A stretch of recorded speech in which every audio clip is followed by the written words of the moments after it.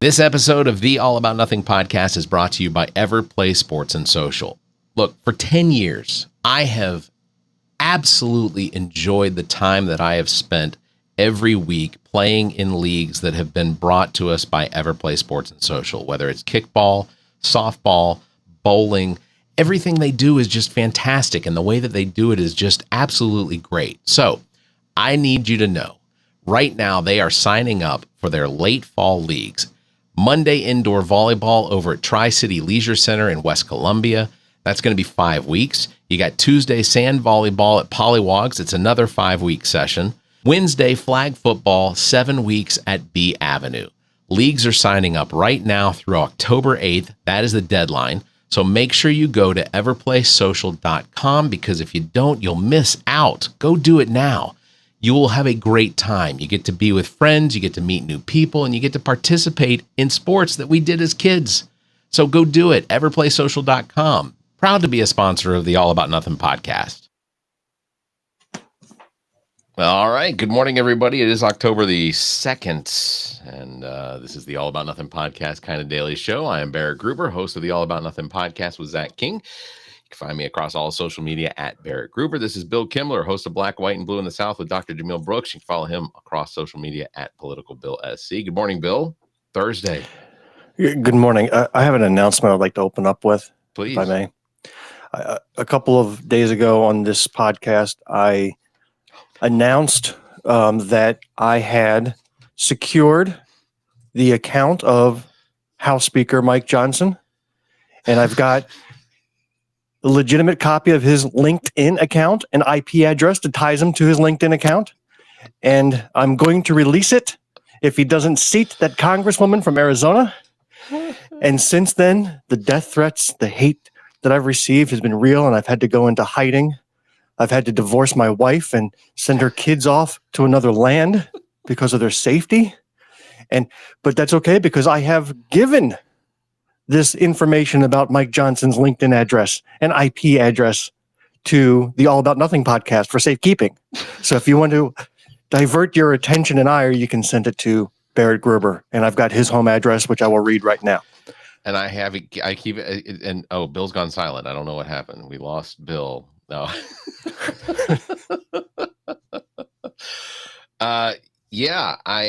So I guess I had 30 more minutes of that bit, but I had to cut it short because, that's fair. Take some coffee. Yeah, that's fair.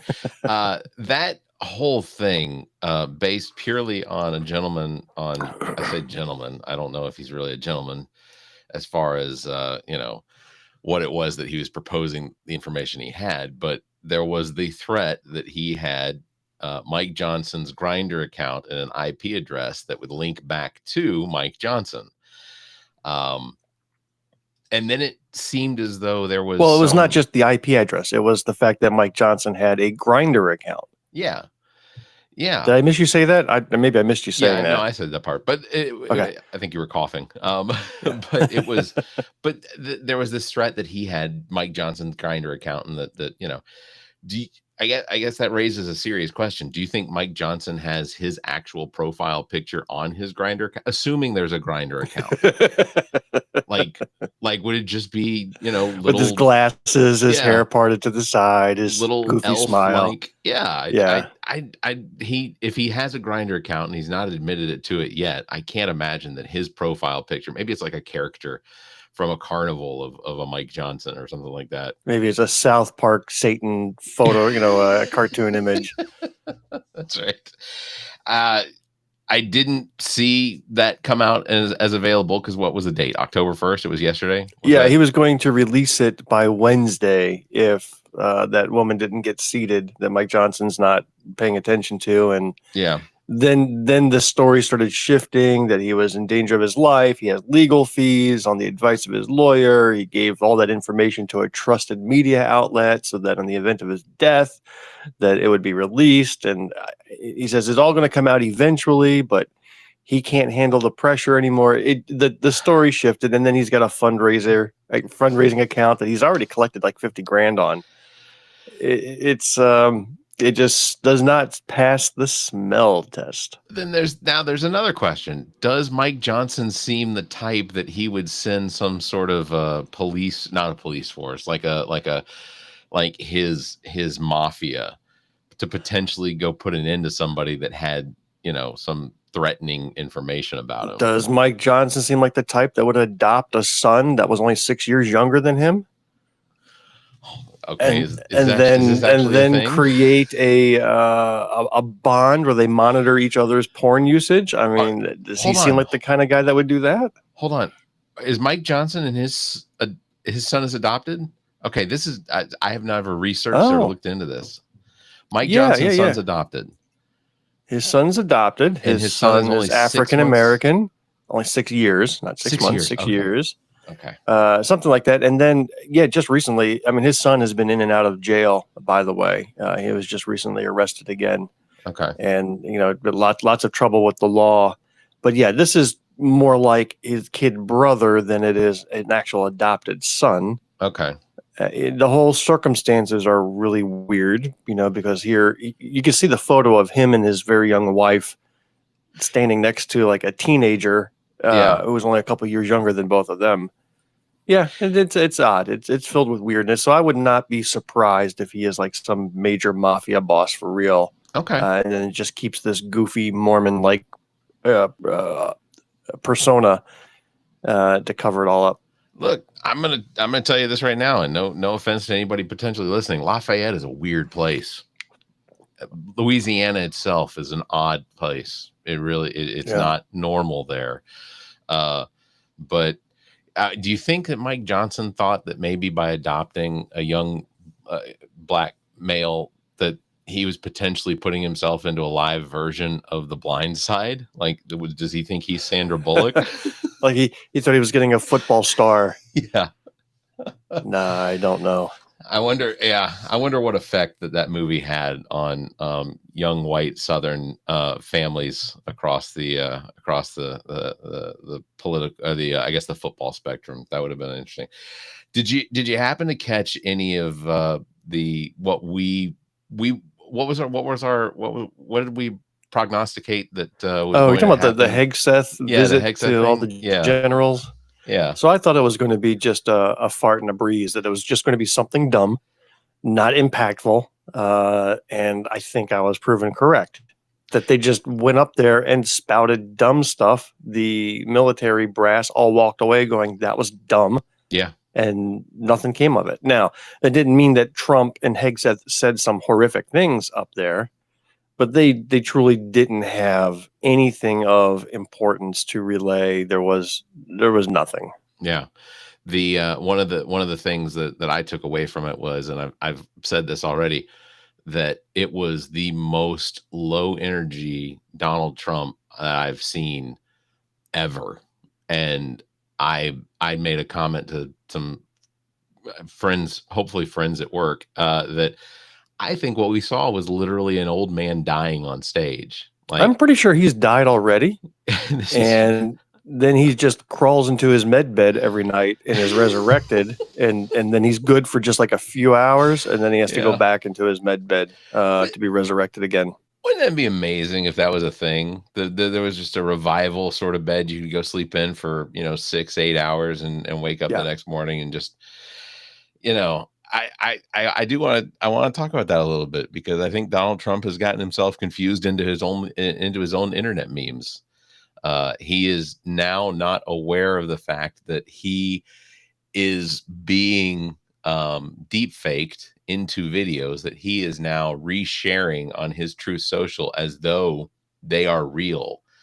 I think there's a possibility Donald Trump, not even as a joke, thought that there was something called a med bed and they had made an announcement, and maybe that he had read a script and published this information. And now he's like, well, let me reshare this.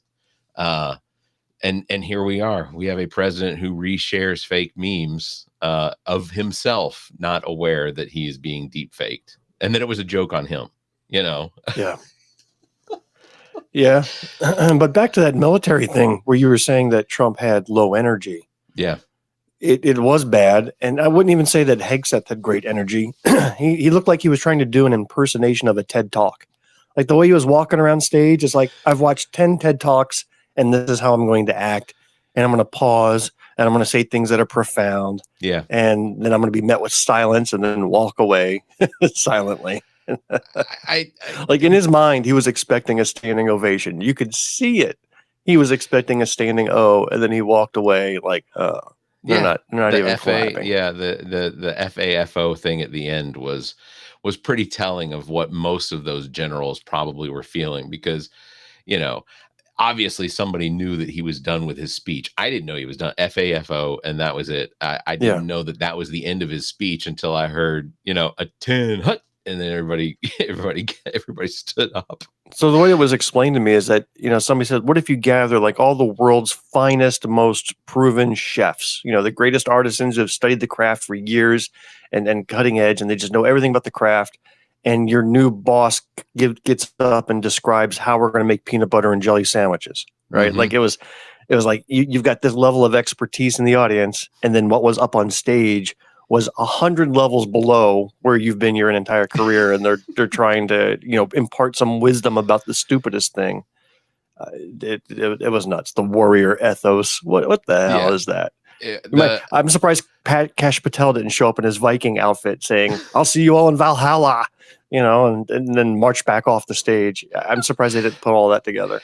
Yeah, it was tough to watch. Donald Trump's speech was about 62 minutes, I think they said. And,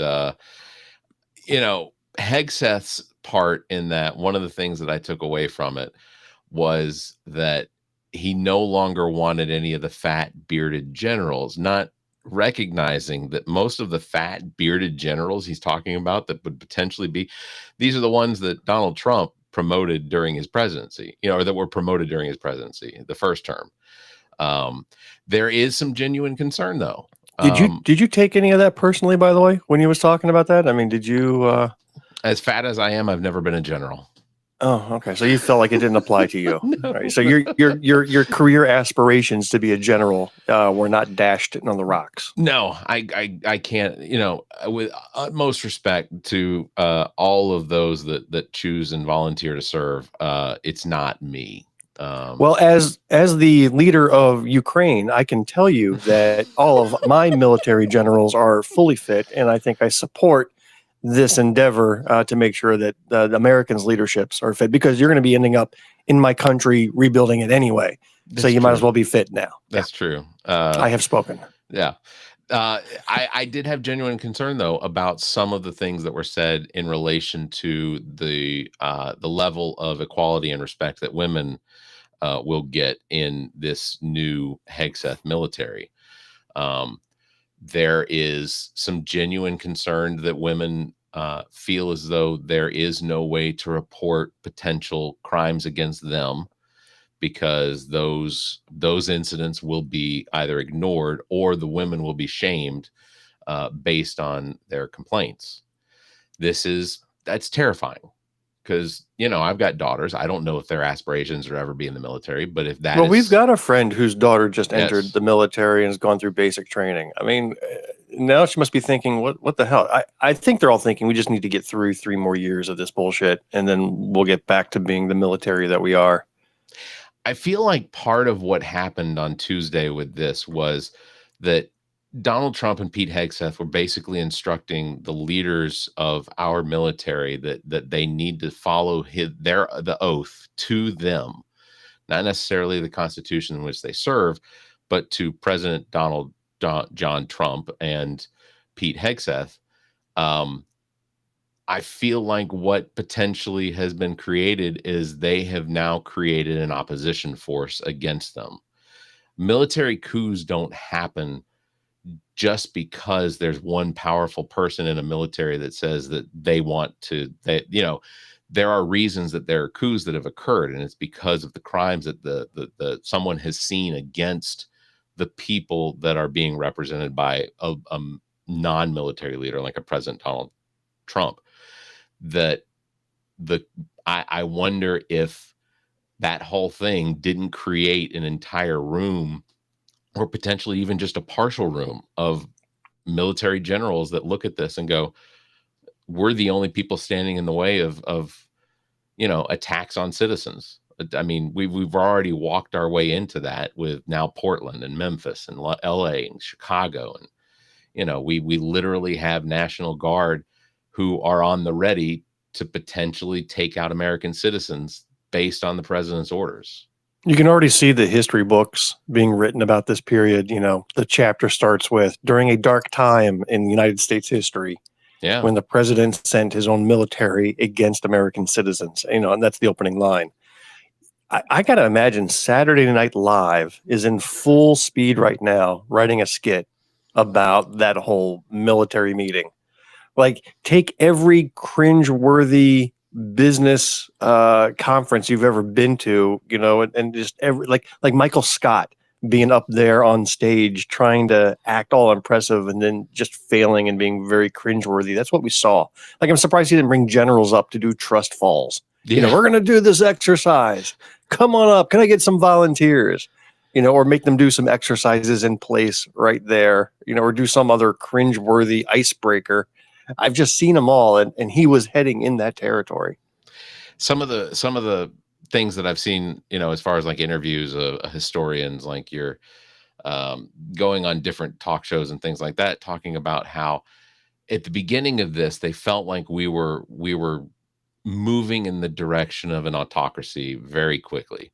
That Donald Trump, because of his ability to write these executive orders, had found a path to almost total control.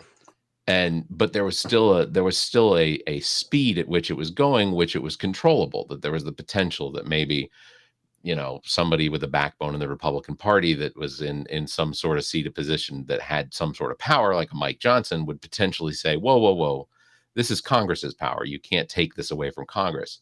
No, instead he got a Mike Johnson who sliced his own balls off, put them in a velvet box, and delivered it to the Oval Office. Got on one knee and presented it to his Lord and Master. That's what we got instead. He had to designate on his porn monitoring app, though, just to make sure that everyone knew that. Yeah. But they said that the speed at which that we're moving is faster than any autocracy before, any dictatorship is, and it's mostly just out of a weird, I still do not understand what is it that Donald Trump has on these people for them to just hand over their extension of power completely without any sort of like recognition of what it makes them. I mean, does Mike Johnson think that he's got absolutely any respect in the country when it comes to, I think I'm past Donald Trump having blackmail material. I'm now thinking they're all doing this willingly now. Maybe at first there may have been a few, but now this is all willing. Take a look at South Carolina's gubernatorial race on the Republican side. You've got 5 candidates who are going county to county, corner to corner in South Carolina with one message. I am the one that has Donald Trump's favor. I am the most Donald Trump-like. I am the one that's the biggest Donald Trump supporter. That is their number one message. I've already started getting flyers from Pamela Evett, where the first picture is her and Donald Trump. That is their number one focus. I don't think they've got incriminating material out there that's being held over them. That is what they're willingly doing to get into power. And they don't mention what they're going to do for South Carolina or what they're going to do for the nation. They mention what they're going to do for Donald Trump. And this is now willing. And it is very bizarre cultish behavior. You would never see this on the Democrat side. Pamela Evett, lieutenant governor for the state of South Carolina. How could anyone look at this woman and think she's ever had anything important in her life take place that would be submission for potentially being blackmailed? Like, I have asked multiple people, do you know who Pamela Evett is? They have no idea. Do you know who the lieutenant governor of the state of South Carolina is? No clue. Like, and that's not just poor voter IQ. That is legitimately because we have a governor who has, and should we know who the lieutenant governor is? I think ask that question in any state. Hopefully the answer is, I have no freaking clue. Yeah. There's no reason for us to know who it is. But I can't think of a reason why this one in particular needs to run for governor. I can't look at any of these people and figure out why they need to run for governor. Why is Ralph Norman running for governor? Why A.G. Wilson, I can see, yes, he has aspirations to be the governor of the state of South Carolina, but I think that's probably mostly so he can give himself a pardon for all the crimes that he's committed. If Donald Trump can pardon him, then Wilson can pardon himself too. It's such a weird place. I will say there was yesterday's turnout at the total abortion ban protest outside of the the Gravet building, whatever. Really good. Lots of people. When you were there? Yeah, I stood in line Great. with some friends that were in line to give testimony. I want to say by the time they called lunch, they'd only gotten through about 100 different people that were giving testimony, but we listened and watched. The rules that I understood, I don't know where I heard this, but I thought it was going to be limited to 34 and 30 against. And it seemed like they went way past that. Way past that, which, I appreciate, but I'll tell you, man, the faces of the people that we're in favor of are burned into my face just seeing them on the screen. Like I will remember some of those faces. Burned on the screen. Where were you that you were watching this? So you weren't in the room. No, I didn't get to make it into the room. I think there was maybe, I don't know how much room there was inside. So were you watching on your phone, or did they have screens set up? Watching it on my phone in line. I did. It is just, I don't know. Listening to some of the testimony and how they tie their faith to this idea that abortion should be made illegal because God said so, and it's like that's nowhere in the Bible. Is basically the Old Testament is almost an instruction manual on how to perform abortions. I mean, the only phrase that they point to is one phrase where it said that God knew you before you were in the womb. That's what they quote. Right? But if you think about that rationally, if God knew you before you were in the womb, that means God knew you while you were still, egg and sperm living separately, which means that even the act of relieving oneself should be made illegal. I mean, they need to go all the way if they're going to go with biblical literacy. But I think we, at this point in our timeline, we recognize how people use different pieces of scripture in order to progress their own arguments. But this whole idea of taking public testimony itself is a farce. I mean, because that none of the people on that committee are having their minds changed. We've already seen it where there's been controversial bills where 99% of the testimony was in opposition, and they go and pass the bill anyway. It's pure theater. And so while there was a great showing of force with hundreds of people showing up and lots of passionate testimony, it doesn't make a lick of difference. I wish we had a government where you actually had lawmakers who could listen to the testimony on a complex issue and actually have an open mind that says, I'm going to hear both sides and then take this testimony and weigh upon it logically. But that's not where we're at anymore. That testimony makes no difference whatsoever. And everything now is about them getting sound bites and video clips for social media. They're not interested in listening to testimony, even though they go through 10 hours of it.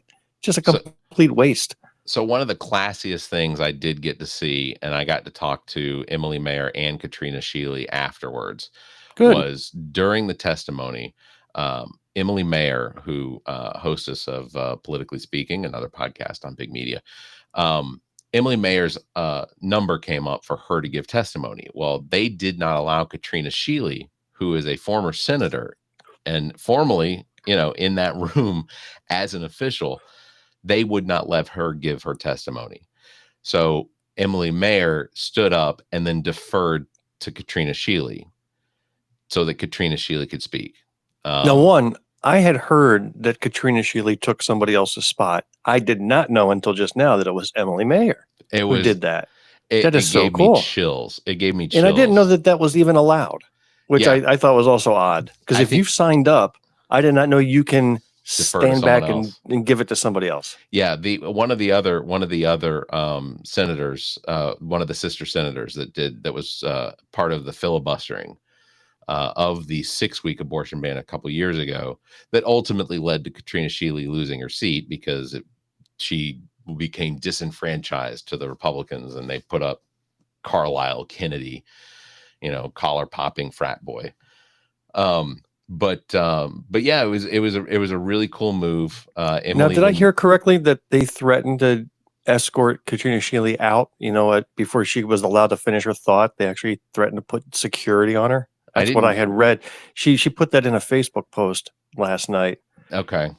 I haven't talked to her about it yet. But just, we're going to schedule an episode with Katrina Shealy and probably Jessica Childs. So we're probably going to have the both of them on together to talk about the abortion, because Jessica's fantastic. I finally got to meet Jess yesterday. While I was standing in line, Jess was able to go inside and sit. But it was a really cool event. Heather Bauer was there. She spoke on the steps of the State House. So did Jermaine Johnson. I saw him up there. Heather, I feel awful for, because I have to imagine she's ready to pop. Like, she is. Let me tell you, I went to a fundraiser of hers a couple weeks back, and she stood for a good hour and a half. Let me tell you, she can kick my ass at 8 months pregnant. She is more physically fit than I am. Oh, she is incredible. She owns a like a dojo. Like, yeah, I have to imagine she's still doing classes. No, Heather, and I know she's going to hear this and she's be like, "Oh, thanks for the nice compliments." I'm telling you to sit down, take a break, Heather, please. She can do whatever she wants. She knows her body better than anybody else, and let me tell you, I'm just impressed with everything she does. She's amazing. And she's taking on the establishment, which is the most impressive part. I mean, the things she's saying, she is in the I don't give an F stage. Yeah. She just wants what's best for her constituents and for the state of South Carolina, and she's going to work her hardest to get it. And you have to admire that. Ashlyn Prideaux with Planned Parenthood was fantastic. No, she's not with Planned Parenthood. No, I think she's with the Palmetto State Abortion Fund. Palmetto State Abortion Fund. You are correct. Yes. Yeah. Did a fantastic job of emceeing a lot of the speakers and whatnot on the State House steps. Just. I thought she was emceeing in the hearing. I was like, that's allowed? It's like, it's from the steps. Ladies and gentlemen, now introducing Katrina Shealy. Yeah, no, it's Ashlyn is such a fantastic speaker too. Like there's so much talent in the Democratic Party in South Carolina that I think is not being tapped. I think one of the secrets is to be a single issue person. And that's something I struggle with. I mean, like, you can focus on one issue, whether it's the issue of education or the issue of women's reproductive rights, and you get people like Ashlyn who's, focused on one topic. You become an expert in it. You become rehearsed in your speech. You find the best way to message it. You and I, we jump around all over the place. Oh, yeah. We cover every issue under the sun, and I'm passionate about everything, which means I'm known for, I'm not known as, an individual expert on anything. So I admire those that can really focus on that one issue and take it to the next level. What would be that one topic for you that you think that you could potentially focus on, and that would be your Bill Kimler topic? Oh yeah, easily Mike Johnson's Grindr account. That's what I would focus on entirely and be the expert. I wouldn't be like that guy who's like claiming he's afraid now. And no, I would laser on that one, be the guy, and then I can put up a fundraiser and make $1 million easy. Yeah. I think for me, not to take away from the joke, but I think for me that honestly, I think gun violence against children is one of those things that I have to believe that everyone has the same opinion on. They just don't know, or they can't agree on how we get to a solution.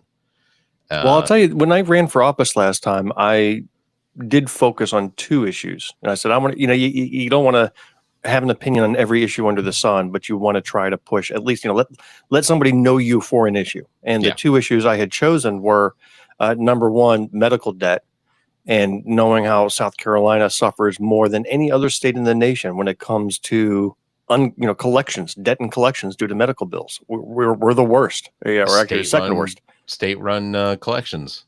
Yeah. When they're docking your tax refunds to go pay medical bills that you're even challenging. I mean, it is a system that is setting up most of the citizens for failure. I saw a statistic that said that 85 to 90% of people will have their medical debt paid off through their taxes before their challenges are even heard. Yeah. Well, first of all, the medical debt's so high, it would never be paid off solely out of your tax refund. Yeah. Right. Or you're already paying on it. Like the $300 you're hoping to get back to help with your rent is a spit in the bucket compared to the $50,000 bill you had because you broke your arm, had to go to the emergency room. I mean, it's ridiculous. And for no other debt do they collect your tax refund. You know, you not paying off your yacht, not paying off your house or car. You got other debts, credit card, no problem. They don't come after you. It's only medical debt that they come after your tax refund for. So to me, that was like my message. I wanted to get rid of that. And the other was cybersecurity. I feel like our state is woefully underprepared, and we've already seen attacks throughout the state, throughout our education system, infrastructure. I mean, we're woefully unprepared. We've got critical services like DMV and DSS running under 1990s technology. They're running on mainframes, and they have not been able to upgrade or lock it down for decades because we're screwed. It's just a matter of time. And as we saw this year through clips that you played on Black, White, and Blue in the South, we have a director of the DMV who is basically begging them for new computer systems, and has been. The money that it would save and the time that it would potentially save people just going through the lines and the auditing process to have a better system. Seems like we ended up electing, instead of a guy with that message, we elect a guy whose top two priorities were abortion and anti-wokeness. Yeah. And that's what we decide to send as our representative instead. Yeah. So we get what we deserve. Well, I hate that people think we deserve this. I mean, granted, I've made some mistakes, but this seems uncalled for. So, well, Bill, I hope you have a good weekend.